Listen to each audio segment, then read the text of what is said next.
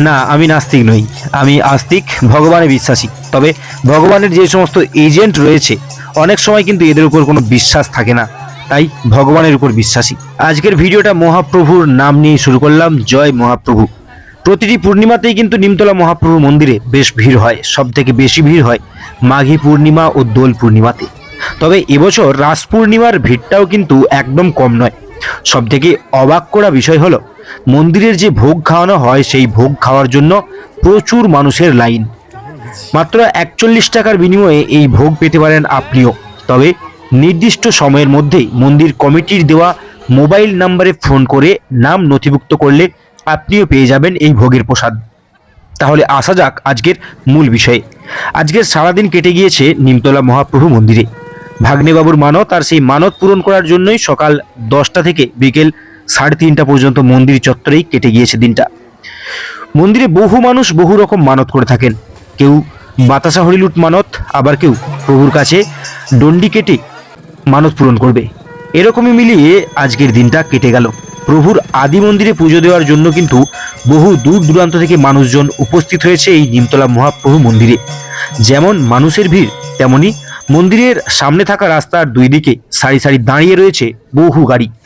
প্রতি পূর্ণিমাতেই আপনারা ভোগ দিতে পারবেন এবং মানত করা থাকলে সেই মানতের বাতাসাও হরিলুট করতে পারবেন। তবে মাঘী পূর্ণিমা ও দোল পূর্ণিমা এই দুটো পূর্ণিমাতে কিন্তু প্রচুর ভিড় হয়। বহু দূর দূরান্ত থেকে মানুষ এসে নিচে মন্দিরের যে আচ্ছাদন রয়েছে তাতে বসে তাদের ভোগের সমস্ত উপকরণগুলিকে সাজিয়ে নিচ্ছে। তবে ভোগ দেওয়ার জন্য মন্দির কমিটির কাছে একটি কুপন নিতে হবে, যেটির মূল্য 10 টাকা। সবথেকে মজার ব্যাপার হলো আজ দেখলাম বহু পরিচিত মানুষজন তারাও অনেক দূর দূরান্ত থেকে এসেছে এই মন্দিরে প্রসাদ খাওয়ার জন্য। আদি মন্দিরে পুজোর শেষে বাতাসা হরিলুট, আর তারপরেই এক প্রকার যেন দিনের সমাপ্তি ঘটল। যেহেতু নিমতলা মহাপ্রভু মন্দির একেবারেই ঢিল ছোঁড়া দূরত্বে বলা যেতে পারে বাড়ি থেকে, সেই সুবাদে মাঝে মাঝে যাওয়া হয়। তবে যখন বিশেষ তিথি হয় সেই দিনগুলো কিন্তু সত্যি একেবারে আলাদা রকম। আপনারাও দিনের অনেকটা সময় কাটানোর জন্য এবং সুন্দর মুহূর্ত কাটানোর জন্য আসতে পারেন জয়রাম চোক নিমতলা মহাপ্রভু মন্দিরে।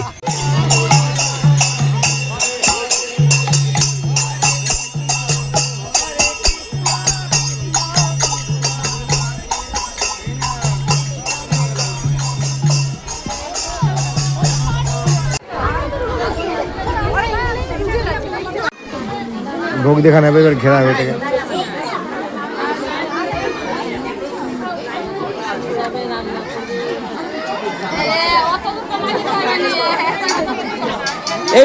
এই খুঁটা থেকে ধরো না, এই খুঁটা থেকে ধরলেই হবে।